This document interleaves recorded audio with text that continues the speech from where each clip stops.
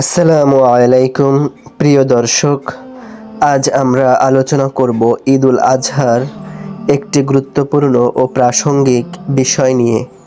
কোরবানির মাংস কিভাবে বন্টন করবেন এবং ইসলামের দৃষ্টিতে এই বন্টনের সঠিক নিয়ম কী।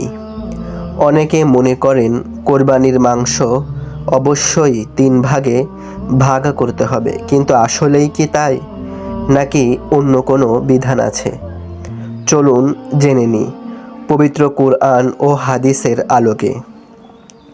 প্রথমেই জেনে রাখা জরুরি, কোরবানি হচ্ছে আল্লাহর সান্নিধ্য লাভের এক মহান ইবাদত। এর মূল চেতনা হচ্ছে ত্যাগ ও আত্ম উৎসর্গ।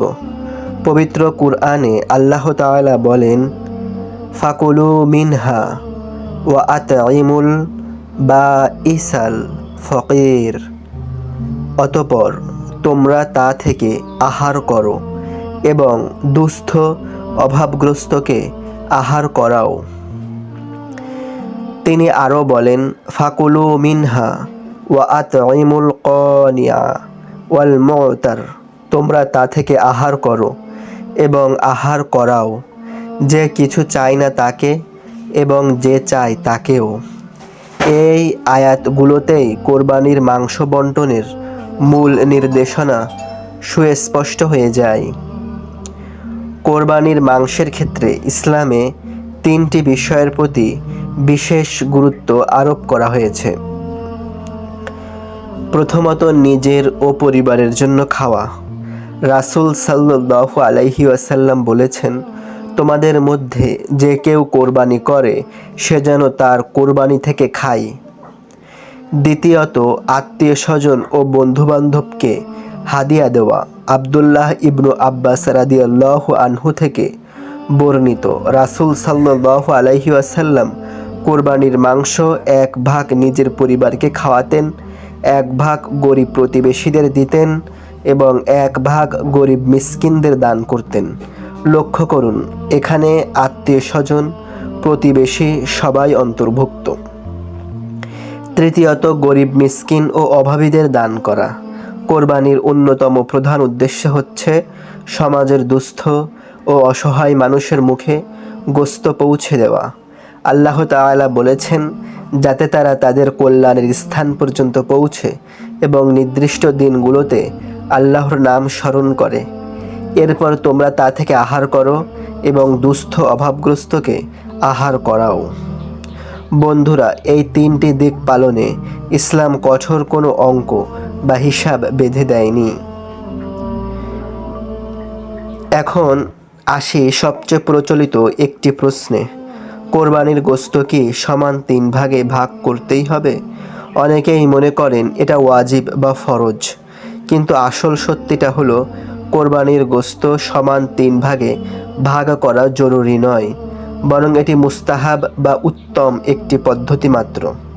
জি, ঠিকই শুনছেন, এটি সুন্নত বা ওয়াজিব নয়, বরং মুস্তাহাব। আসলে পূর্ববর্তী উম্মতদের জন্য কোরবানির গোশত খাওয়া হারাম ছিল, তাই আল্লাহ আমাদের উম্মতকে কোরবানির গোশত খাওয়ার অনুমতি দিয়ে অন্যায় প্রথা ভেঙে দিয়েছেন। আয়াতগুলোতে শুধু নিজে খাওয়ার ও গরিব অভাবীদের খাওয়ানোর নির্দেশ দিয়েছেন, তবে অধিকাংশ আলেমই বলেছেন 3 ভাগ করা উত্তম। 1 ভাগ নিজেরা খাওয়া, 1 ভাগ আত্মীয় স্বজনকে হাদিয়া দেওয়া এবং 1 ভাগ গরিব মিসকিনকে দান করা, কিন্তু এটা কোনো কঠোর নিয়ম নয়। তাহলে সঠিক নিয়মটি কি? সহজ ভাষায় বললে, নিজের ও পরিবারের জন্য কিছু রেখে দিন। আত্মীয় স্বজন, বন্ধুবান্ধব ও প্রতিবেশীদের মাঝে কিছু বিলিয়ে দিন। আত্মীয়, বন্ধুবান্ধব ও প্রতিবেশী তারা কোরবানি দিক আর না দিক, তাদের মাঝে হাদিয়া হিসেবে দেওয়া সুন্নত। আর সবচেয়ে বেশি গুরুত্ব দিন গরিব, মিসকিন, এতিম ও অসহায় মানুষদেরকে দেওয়ার দিকে। এটাই কোরবানির বিশেষ ফজিলত। এলাকায় অভাবী লোকের সংখ্যা বেশি হলে নিজে খাওয়ার তুলনায় দান করতে হবে বেশি, আর অভাবীর সংখ্যা কম হলে নিজের ইচ্ছামতো খাওয়া বা দান করা যেতে পারে। মনে রাখবেন, 3 ভাগের কঠোর অঙ্কে আবদ্ধ না হয়ে বরং এলাকার প্রেক্ষাপট ও প্রয়োজন বিবেচনা করাই উত্তম। এখন জেনে নিই কিছু ভুল ধারণা ও নিষিদ্ধ কাজ সম্পর্কে। প্রথম ভুল ধারণা, কোরবানির মাংস শুধু 3 ভাগ করেই খেতে হবে। না, এটা কোনো বাধ্যবাধকতা নয়। প্রয়োজনে ভাগে কম বেশি করাতেও কোনো দোষ নেই। দ্বিতীয় নিষিদ্ধ কাজ, কোরবানির মাংস বিক্রি করা সম্পূর্ণ হারাম, এটা জায়েজ নয়। তৃতীয় নিষিদ্ধ কাজ, কোরবানির মাংস বা চামড়া দ্বারা কষাই বা পারিশ্রমিক পরিশোধ করাও জায়েজ নেই। পারিশ্রমিক দিতে চাইলে স্বতন্ত্র অর্থ দিয়ে দিতে হবে, তবে কসাইকে কিছু মাংস হাদিয়া হিসেবে দেওয়া যেতে পারে। চতুর্থ, অনেকের অভ্যাস আছে মাংস জমা করে তা থেকে কিছু কিছু দিয়ে বাকিটা নিজেদের মধ্যে ভাগ করে নেওয়া। আবার কেউ কেউ নামে মাত্র কিছু গরিবের মাঝে দিয়ে বাকি সব নিজের জন্য রেখে দেন। এটি কৃপণতা ও ধোঁকাবাজি ছাড়া কিছু নয়, যা অবশ্যই পরিত্যাজ্য। পঞ্চম গুরুত্বপূর্ণ দিক, গরিব অসহায় মানুষকে সবচেয়ে বেশি অগ্রাধিকার দিতে হবে। বন্ধুরা, সার কথা হলো, কোরবানির মাংস বন্টনে ইসলামের মূল শিক্ষা হলো উদারতা, মানবতা ও সহমর্মিতা। আয়াত ও হাদিসের বাণী একটাই সুস্পষ্ট বার্তা দেয়, তোমরা নিজেরা খাও, আত্মীয় স্বজন ও প্রতিবেশীদের খাওয়াও এবং সর্বোপরি গরিব দুঃখীদের মধ্যে দান করো। কঠোর 3 ভাগের পদ্ধতি নিয়ে বিভ্রান্ত না হয়ে ইসলামের এই উদার ও মানবিক দৃষ্টিভঙ্গিটি বুঝুন। প্রয়োজনে ভাগ কমিয়ে দিন, প্রয়োজনে বাড়িয়ে দিন, কিন্তু কোরবানির এই আনন্দ এবং আল্লাহর নৈকট্য অর্জনের মূল শিক্ষাটি যেন আমরা কখনো ভুলে না যাই। দ্বিতীয় অংশ, কোরবানি শুধু পশু জবাই নয়, এটি আল্লাহর সন্তুষ্টি অর্জনের এক মহান ইবাদত।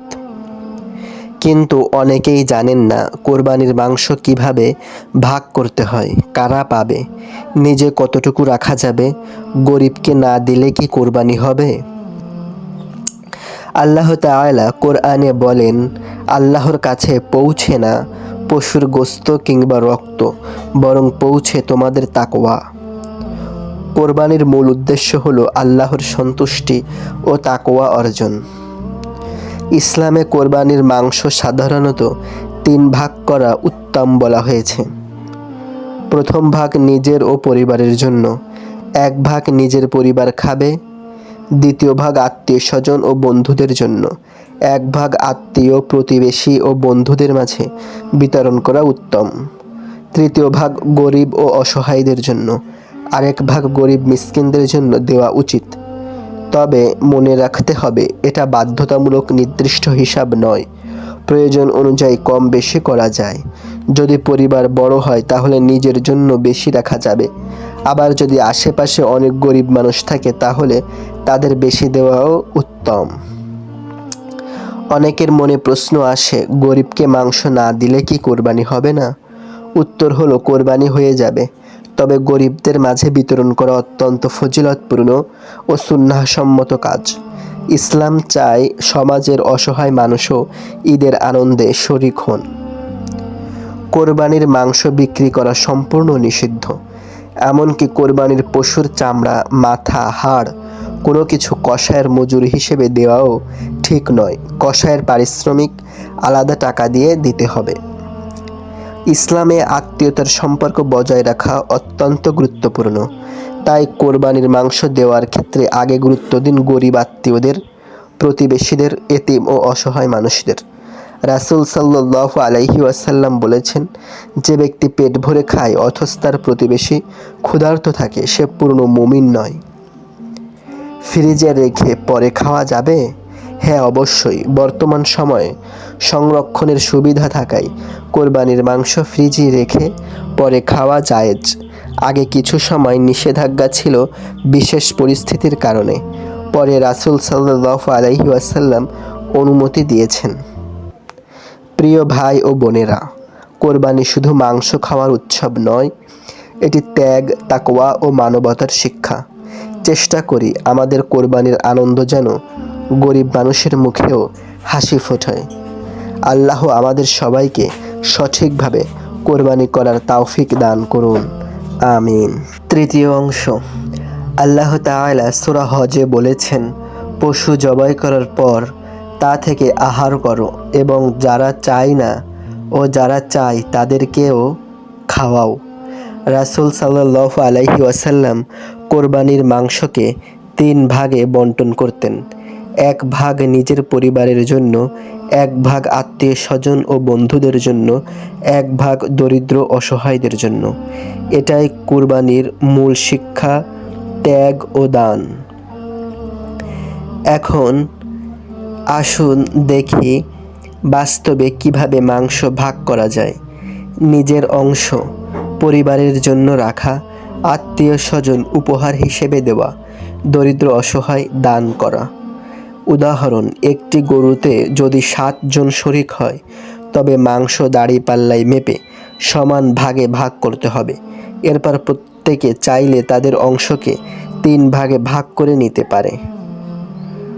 শরিকি কোরবানির নিয়ম।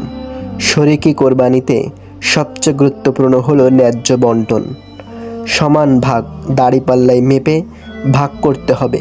অন্যায় বন্টন অনুমান করে ভাগ করা জায়েজ নয়। এভাবে প্রত্যেক শরিক তাদের প্রাপ্য অংশ পাবে এবং কারো প্রতি অবিচার হবে না।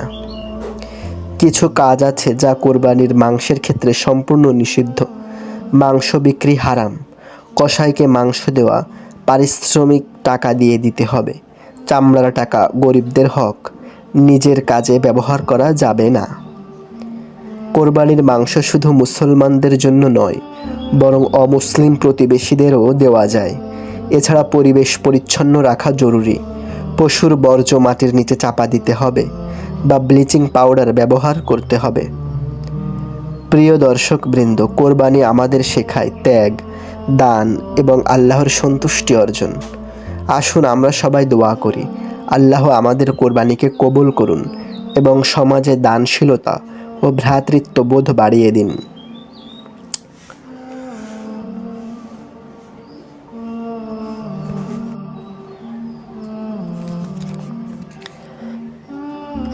মুসলিম উম্মাহর সর্ববৃহৎ ও দ্বিতীয় ধর্মীয় উৎসব হচ্ছে ঈদ উল আজহা। আল্লাহ তাআলার আনুগত্য লাভের ও সন্তুষ্টি অর্জনের অন্যতম মাধ্যম হচ্ছে কোরবানি। এ পন্থায় ত্যাগ তিতিক্ষার মাধ্যমে মানুষের সর্বাধিক প্রিয় বস্তু আল্লাহর সন্তুষ্টির উদ্দেশ্যে উৎসর্গ করতে হয়। পশু কোরবানির ফলে অন্তর হয় পরিশুদ্ধ, আর এটাই হলো কোরবানির মূল প্রেরণা। আল্লাহর সন্তুষ্টির উদ্দেশ্যে কোরবানি করা পশুর মাংস ভাগ করার একটি সুনির্দিষ্ট নিয়ম রয়েছে। মহানবী সাল্লাল্লাহু আলাইহি ওয়াসাল্লাম কোরবানির পশুর মাংস ভাগ করার নিয়ম সুস্পষ্টভাবে বলে দিয়েছেন। আব্দুল্লাহ ইবনে আব্বাস রাদিয়াল্লাহু আনহু থেকে বর্ণিত, তিনি বলেন, রাসূল সাল্লাল্লাহু আলাইহি ওয়াসাল্লাম কোরবানির মাংস 1 ভাগ নিজের পরিবারকে খাওয়াতেন, 1 ভাগ গরিব প্রতিবেশীদের দিতেন এবং 1 ভাগ দিতেন গরিব মিসকিনদের। কোরবানির গোশত কয় ভাগ করতে হবে তার ইঙ্গিত দিয়ে কোরআনে আল্লাহ তাআলা বলেছেন, আর কাবার জন্য উৎসর্গীকৃত উটকে আমি তোমাদের জন্য আল্লাহর অন্যতম নিদর্শন করেছি, এতে তোমাদের জন্য মঙ্গল রয়েছে। সুতরাং সারিবদ্ধভাবে বাঁধা অবস্থায় তাদের জবাই করার সময় তোমরা আল্লাহর নাম উচ্চারণ করো। এরপর যখন তারা কাত হয়ে পড়ে যায়, তখন তা থেকে তোমরা আহার করো এবং আহার করাও, যে কিছু চাই না তাকে এবং যে চায় তাকেও। এমনিভাবে আমি এগুলোকে তোমাদের বশীভূত করে দিয়েছি যাতে তোমরা কৃতজ্ঞতা প্রকাশ করতে পারো। সূরা হজ আয়াত 36। উল্লেখিত আয়াতে কারিমা থেকে সুস্পষ্ট কোরবানির গোশত মোটামুটি 3টি ভাগে ভাগ করার একটি নির্দেশনা বা ইঙ্গিত পাওয়া যায়। তা হলো 1. কোরবানি দাতা নিজেদের জন্য রাখবে তথা আহার করা। 2. আত্মীয় স্বজনদের 1 ভাগ দেওয়া যারা চায় না। 3. যারা অভাবী বা গরিব, যারা চায় এবং না চায় তাদের 1 ভাগ দেওয়া। অধিকাংশ ইসলামিক স্কলাররাই কোরবানির পশুর গোশতকে উল্লিখিত 3 ভাগে ভাগ করাকে মুস্তাহাব এবং উত্তম বলেছেন। তবে হ্যাঁ, কেউ যদি 3 ভাগ করার ক্ষেত্রে কম বেশি করে তাতেও কোনো সমস্যা নেই। কোরবানি হবে না বা কোরবানি নষ্ট হয়ে গেছে এমনটি ভাবার কিংবা চিন্তিত হওয়ার কোনো কারণ নেই। কেননা কোরবানি দাতার জন্য কোরবানির পশুর গোশত একেবারে পাল্লায় মেপে 3 ভাগে ভাগ করা আবশ্যক কোনো বিষয় নয়, বরং কোরবানির পশুর এ গোশত ভাগ না করে এমনিতেই প্রতিবেশী, আত্মীয় স্বজন এবং গরিব অসহায়কে দেওয়া যাবে। এজন্য ভাগ করতেই হবে এমন কোনো বাধ্যবাধকতা নেই। সুতরাং কোরবানি দাতা ব্যক্তি ইচ্ছা করলে কোরআনের নির্দেশনা অনুযায়ী 3 ভাগে ভাগ করে তা হাদিয়া বা দান করার পাশাপাশি নিজেরাও আহার করতে পারেন। তাতে মুস্তাহাবের উপর আমল হয়ে যাবে। আবার চাইলে নিজের ইচ্ছে মতো ভাগ না করেও হাদিয়া দিতে পারেন বা দান করতে পারেন, তাতেও কোনো সমস্যা নেই। আল্লাহ তাআলা মুসলিম উম্মাহকে কোরবানের উপদেশ অনুযায়ী কোরবানির গোশত ভাগ ও আহার করার তৌফিক দান করুন। আমিন।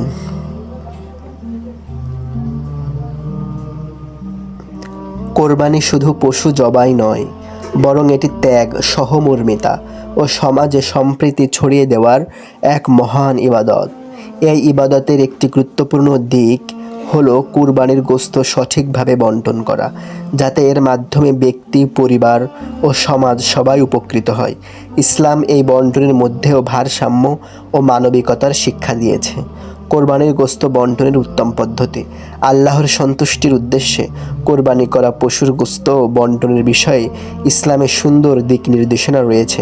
চাইলে কোরবানি দাতা নিজের জন্য পুরো গোশত রাখতে পারেন, তবে কোরবানির মূল শিক্ষা হলো ত্যাগ ও অন্যের প্রতি সহমর্মিতা প্রকাশ করা। বিশেষ করে সমাজের দরিদ্র ও অসহায় মানুষ যেন অন্তত বছরে একদিন ভালোভাবে আহার করতে পারে, এটাই কোরবানির অন্যতম উদ্দেশ্য। পবিত্র কোরআনে আল্লাহ তাআলা বলেন, আর কোরবানির উটগুলো আমি করেছি আল্লাহর নিদর্শনসমূহের অন্যতম, তাতে তোমাদের জন্য কল্যাণ আছে। কাজেই সারিবদ্ধভাবে দাঁড়ানো অবস্থায় এগুলোর উপর তোমরা আল্লাহর নাম উচ্চারণ করো। যখন তা পার্শ্বে পড়ে যায় তখন তা থেকে তোমরা আহার করো এবং আহার করাও, যে কিছু চায় না তাকে এবং যে চায় তাকেও। এই আয়াত থেকে কোরবানির গোশত বন্টনের একটি সুন্দর নির্দেশনা পাওয়া যায়, যা সাধারণত 3 ভাগে ভাগ করার মাধ্যমে বাস্তবায়ন করা হয়। নিজের ও পরিবারের জন্য 1 ভাগ কোরবানি দাতা ও তার পরিবার এই অংশ থেকে আহার করতে পারবেন। আত্মীয় ও প্রতিবেশীদের জন্য 1 ভাগ, যারা চায় না বা সরাসরি অভাবী না হলেও আত্মীয় প্রতিবেশী হিসেবে তাদের মধ্যে এই অংশ বিতরণ করা উত্তম। অভাবী, গরিব ও সাহায্য প্রার্থীদের জন্য 1 ভাগ, যারা অভাবী, দরিদ্র বা সাহায্য প্রার্থী তাদের জন্য এই অংশ বরাদ্দ করা হয়, যাতে তারাও কোরবানির আনন্দে অংশ নিতে পারে। ইসলামী আলেমদের মতে এভাবে 3 ভাগে গোশত বন্টন করা মুস্তাহাব ও উত্তম পদ্ধতি।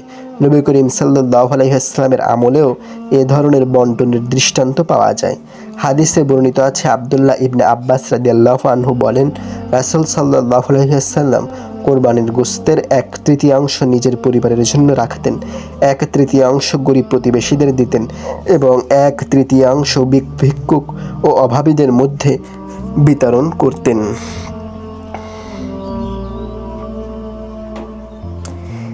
ঈদুল আজহা শুধু আনন্দ উৎসবের নাম নয়, এটি ত্যাগ, আত্মসমর্পণ এবং আল্লাহর প্রতি নিঃশর্ত আনুগত্যের এক গভীর শিক্ষা।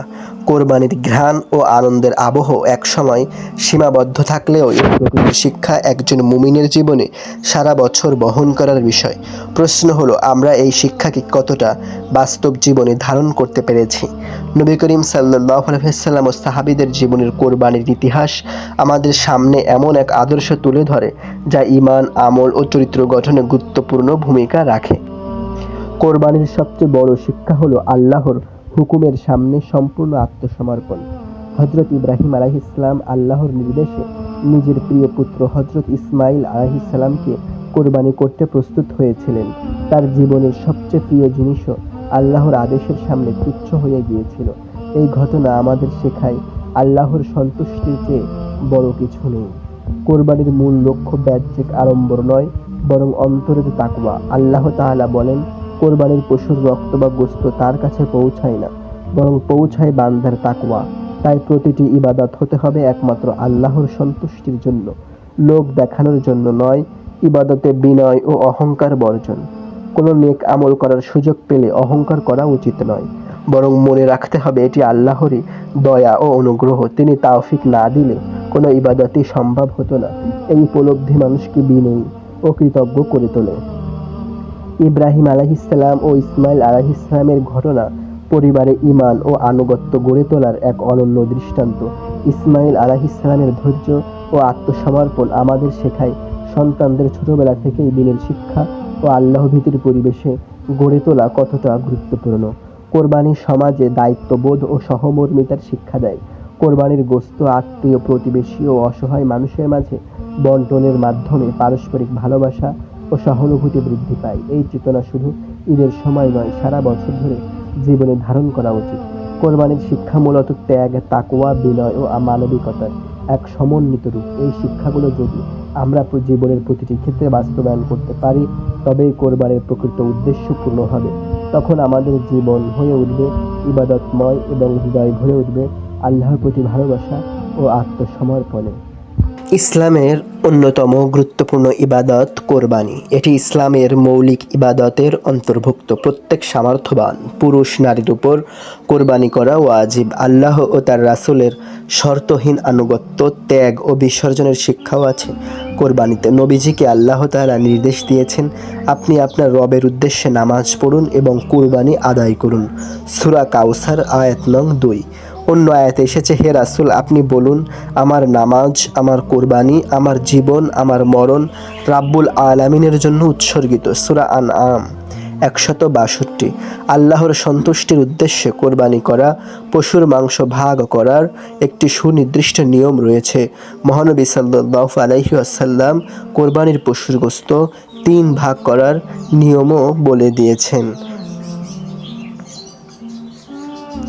দুঃখিত, মহানবী সাল্লাল্লাহু আলাইহি ওয়াসাল্লাম কোরবানির পশুর গোশত ভাগ করার নিয়মও বলে দিয়েছেন। আব্দুল্লাহ ইবনে আব্বাস রাদিয়াল্লাহু আনহু থেকে বর্ণিত, রাসূল সাল্লাল্লাহু আলাইহি ওয়াসাল্লাম কোরবানির গোশত 1 ভাগ নিজের পরিবারকে খাওয়াতেন, 1 ভাগ গরিব প্রতিবেশীদের দিতেন এবং 1 ভাগ গরিব মিসকিনদের দিতেন। এছাড়া ইবনে মাসউদ রাদিয়াল্লাহু আনহু কোরবানির গোশত 3 ভাগ করে 1 ভাগ নিজেরা খেতেন, 1 ভাগ যাকে চাইতেন তাকে খাওয়াতেন এবং 1 ভাগ ফকির মিসকিনকে দিতেন বলে উল্লেখ রয়েছে। কোরবানির মাংস আত্মীয় ও গরিবদের মাঝে বিতরণ না করাটা খুবই গর্হিত কাজ। এতে কৃপণতা প্রকাশ পায়, কারণ কুরবানির মাধ্যমে কুরবানিদাতা অহংকার থেকে নিরাপদ থাকেন এবং তার অন্তর পরিশুদ্ধ থাকে। আল্লাহ তাআলাও এটাই চান, বলেছেনও তাই। মনে রেখো, কুরবানির জন্তুর গোশত অথবা রক্ত আল্লাহর কাছে কখনোই পৌঁছে না, বরং তার কাছে কেবলমাত্র তোমাদের তাকওয়াই পৌঁছে। সূরা হজ আয়াত নং 37। ভিডিওটি ভালো লাগলে সাবস্ক্রাইব করে পাশে থাকুন। ধন্যবাদ। আসসালামু আলাইকুম ওয়া রাহমাতুল্লাহি ওয়া বারাকাতুহু।